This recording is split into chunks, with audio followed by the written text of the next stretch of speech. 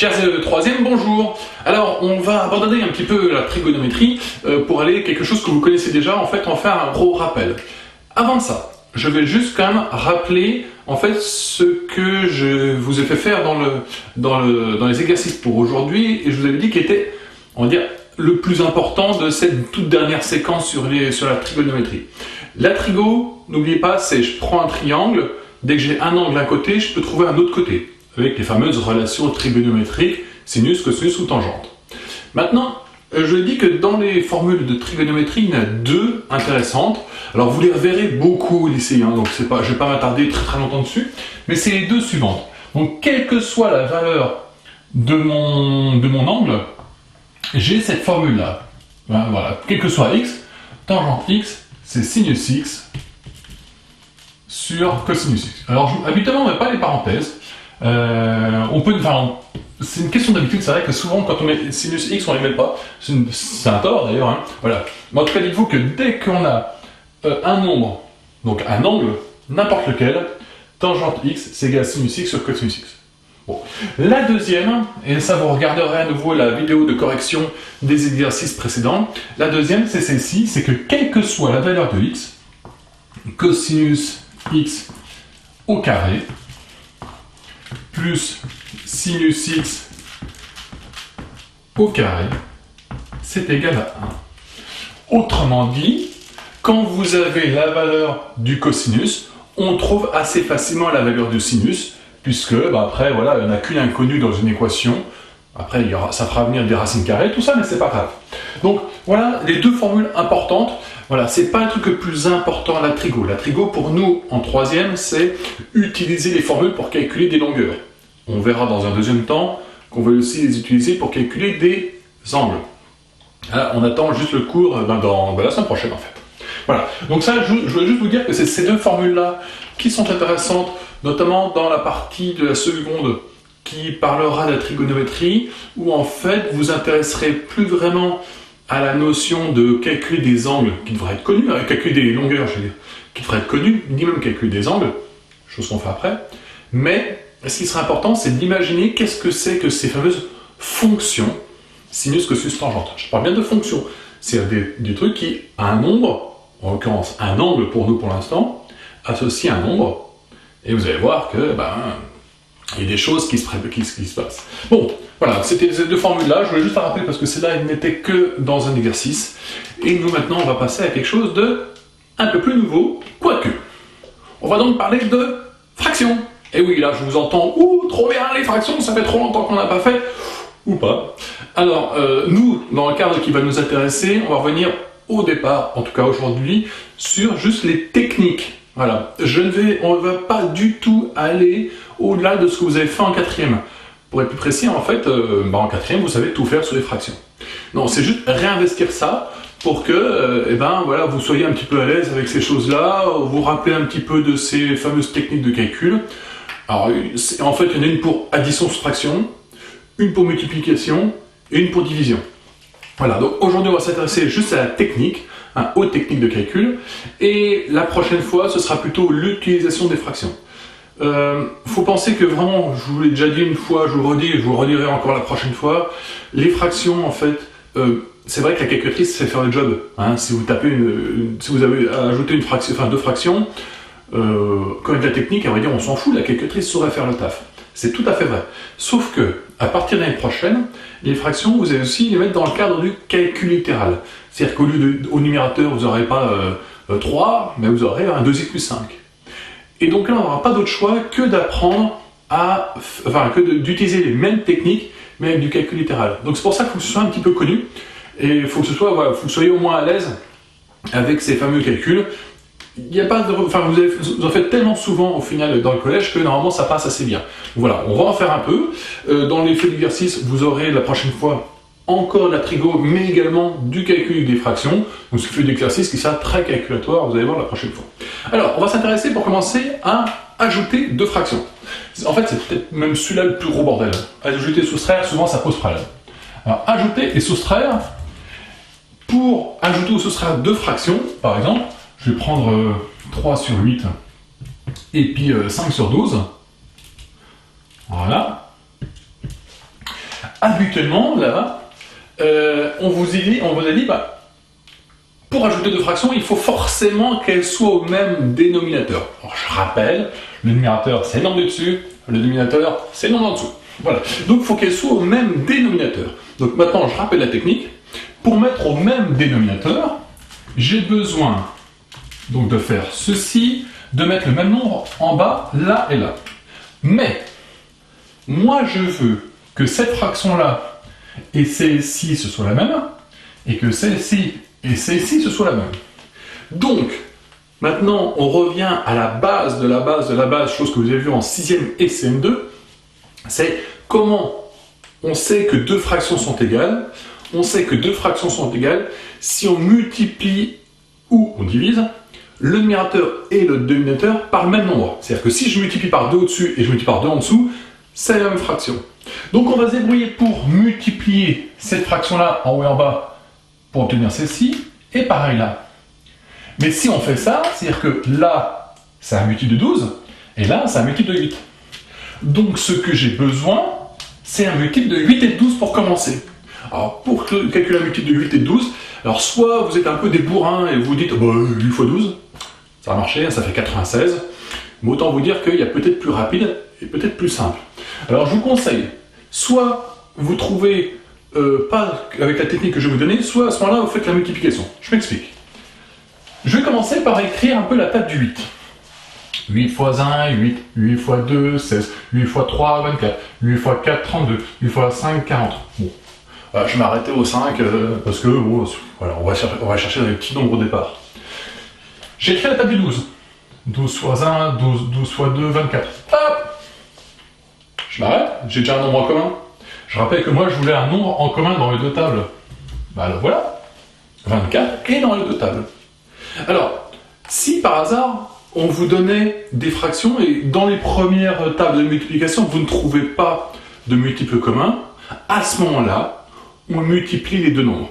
Pourquoi? Parce que 8 x 12, bah, c'est forcément un multiple de 8, puisque c'est justement 12 x 8. Mais c'est également un multiple de 12, puisque justement 8 x 12. Donc, à partir du moment où je veux un multiple de deux nombres, il suffit de les multiplier.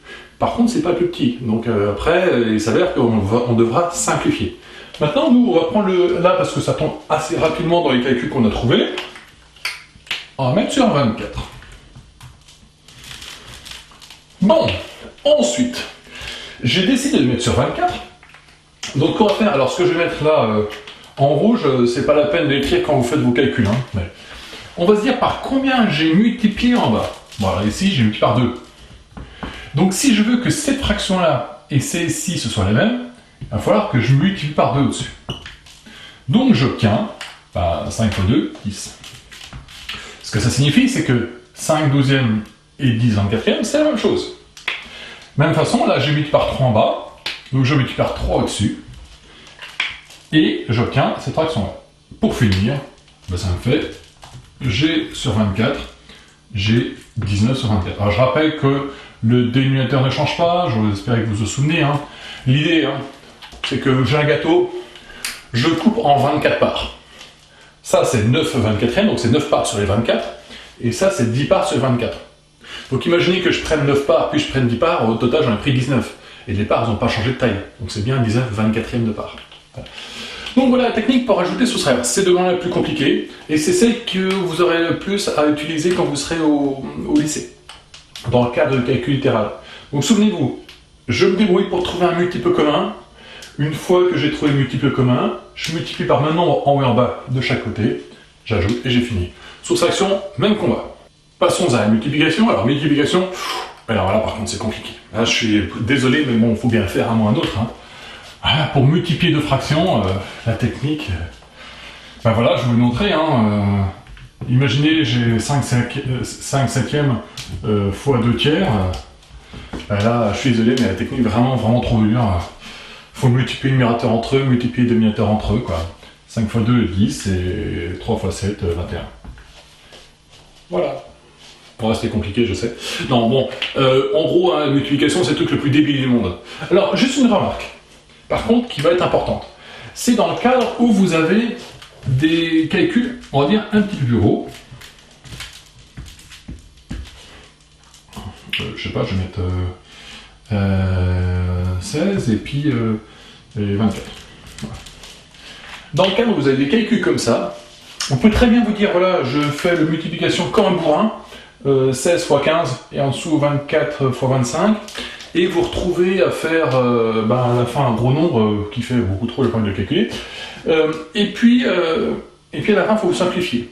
Bon, il y a quand même quelque chose d'un petit peu plus judicieux, c'est la simplification pendant la multiplication. Alors je m'explique. Il va falloir se dire, voilà, j'ai une multiplication, alors ça marche que avec les multiplications. Je regarde si j'ai un nombre au-dessus et un nombre en dessous qui sont dans la même table. Pas forcément dans la même fraction. Alors, est-ce que j'ai des nombres qui sont dans la même table? 15 et 25. Tous les deux dans la table du 5. Donc, je vais tous les deux pouvoir les diviser par 5. Je divise par 5, ça me fait 5. Je divise par 5, ça me fait 3. 8 et 16 sont dans la table du 2. Je les divise tous les deux par 2. 8, 12. Ah, 8 et 12 sont encore dans la même table. La table du 2. 4, 6. À chaque fois, je divise par 2. Ah, ils sont encore dans la table du 2. 2, 3. Ah, 3 et 3, ils sont dans la même table. La table du 3, ça fait 1 et 1. Là, je divise tous les deux par 3. Et là, j'ai fini. Parce qu'à ce moment-là, j'ai plus de nombres qui sont dans la même table. J'ai 1, 2, 5 et 1. J'ai pas un nombre au-dessus et un nombre en dessous qui sont dans la même table. Et bien, je multiplie. 2 fois 1, 2. 5 fois 1, 5. C'est-à-dire que ce calcul-là, si nous l'avions fait comme un bourrin, c'est-à-dire j'aurais fait 16 fois 15, allez, je me fais un petit peu de mal, ça fait 30 fois 8, ça fait 240, et puis en dessous, ça fait 600. 240 sur 600. Bon, et ben, si on avait 240 sur 600, on simplifie, je divise d'abord par 2, puis par 3, puis par 5, ainsi de suite, et vous obtenez à la fin 2 cinquièmes. Sauf que 2 cinquièmes, on n'a pas eu besoin de faire toute cette simplification-là avant, toute cette simplification-là, puisqu'on les fait avant même de faire le calcul. C'est quelque chose de vraiment pratique, il faut vraiment que vous ayez cette habitude-là de le faire avant. Voilà. Donc, la multiplication, c'est vraiment compliqué, on multiplie en haut, on multiplie en bas, et il nous reste donc la division. La division qui, en fait, nous fait revenir à la multiplication. Alors, pourquoi? Donc, comment on divise deux fractions? Imaginez que j'ai 5 septièmes, tiens ça faisait longtemps, divisé par 3 quarts. Alors, une phrase que vous avez dû apprendre par cœur l'année dernière, ou en tout cas vous l'avez entendu, c'est diviser par une fraction revient à multiplier par son inverse. Ça veut dire quoi? C'est-à-dire que je divise par quoi? Je divise par 3 quarts. Et bien, au lieu de diviser par 3 quarts, je vais multiplier, mais par son inverse. Alors inverse, inverse. Autrement dit, 5 septièmes, je ne bouge pas. Je vais multiplier, mais pas par 3 quarts, mais par 4 tiers. On fait ce qu'on appelle en anglais un twist. Donc, je transforme la division en multiplication, mais j'inverse. Alors l'idée, je vous donne assez vite, c'est que qu'est-ce que ça veut dire que ça, en final, on aurait... Alors, je sais pas combien je vais dire 5 septièmes là. Moi, divisé par 3 quarts, c'est l'inverse de... c'est l'inverse de... Enfin, c'est l'inverse... Hop, je vais y arriver, oui. Hop. Si dans un sens, je divise par 3 quarts, dans l'autre sens, je multiplie par 4 tiers. Par 3 quarts. Voilà. Je sais pas combien ça vaut là, on va regarder ce qui se passe. Mais on est d'accord avec ce diagramme-là, c'est-à-dire que l'inverse de la multiplication, c'est la division. Imaginez que je prends un nombre, je le multiplie par 4, dans l'autre sens, je divise par 4. Si dans un sens, je divise par 48, dans l'autre sens, je multiplie par 48. Les deux fonctions sont inverses. Maintenant, qu'est-ce que ça veut dire que ça? Multiplier par 3 quarts. Multiplier par 3 quarts, c'est je multiplie d'abord par 3, puis après, je divise par 4. Multiplier par 3 quarts, c'est je multiplie le numérateur, puis je divise par le dénominateur. Donc, dans l'autre sens, qu'est-ce que ça veut dire? Là, ça fait multiplier par 4, divisé par 3. Et bien, qu'est-ce qu'on fait quand on fait ça? Multiplier par 4 puis divisé par 3. C'est comme si on multipliait par 4 tiers. Autrement dit, diviser par 3 quarts et multiplier par 4 tiers, c'est la même chose. Voilà, ça c'est pour se souvenir un petit peu de la méthode. Après, ce qu'il faut retenir, hein, c'est que quand vous divisez par une fraction, en fait, il suffit juste de multiplier, mais par son inverse. Point. Voilà. Et donc, pour finir, bah, après, 5 x 4, 20, 4 x 7, 3 x 7, 21. Voilà. Alors, vous pouvez le voir sous cette forme-là, on peut très bien écrire la même chose. Hein. Si je me disais 4 septièmes divisé par 3 cinquièmes, mais là c'est la même chose, hein. C'est une fraction divisée par une autre. C'est sur une fraction. Alors attention, quand vous faites, j'ai fait vraiment exagérer là, mais quand vous faites des fractions sur une fraction, pensez à mettre le trait du milieu plus grand, pour donner l'ordre de taille. C'est pour dire que c'est cette fraction-là divisée par celle-là. Si on commence tous à faire de la même taille, on va commencer de s'embrouiller. Donc après, voilà, c'est la même chose. Hein. Ça, c'est le nombre qui était devant. Et puis celui-là, eh ben, on l'inverse, mais on multiplie. Donc c'est pas 3 cinquièmes, mais c'est 5 tiers. Voilà, 5 x 4, 20. 3 x 7, 21. On se met une calcul au-dessus, hein, en gros. Donc, ce qu'il faut retenir, c'est que ajouter et soustraire, on met au même dénominateur. On se débrouille pour trouver un multiple, et après on transforme dans les deux avec le même dénominateur, on ajoute et on soustrait. Multiplication, c'est un truc débile, hein, on multiplie en haut, on multiplie en bas. Division, au lieu de multiplier, on divise, mais au lieu de diviser, on multiplie, mais par l'inverse. Voilà, c'est tout ce qu'on a à voir pour les fractions. Donc aujourd'hui, c'est juste de la technique. La prochaine fois, on s'intéresse à l'utilisation de ces fameuses fractions. Moi, je vous dis, à lundi.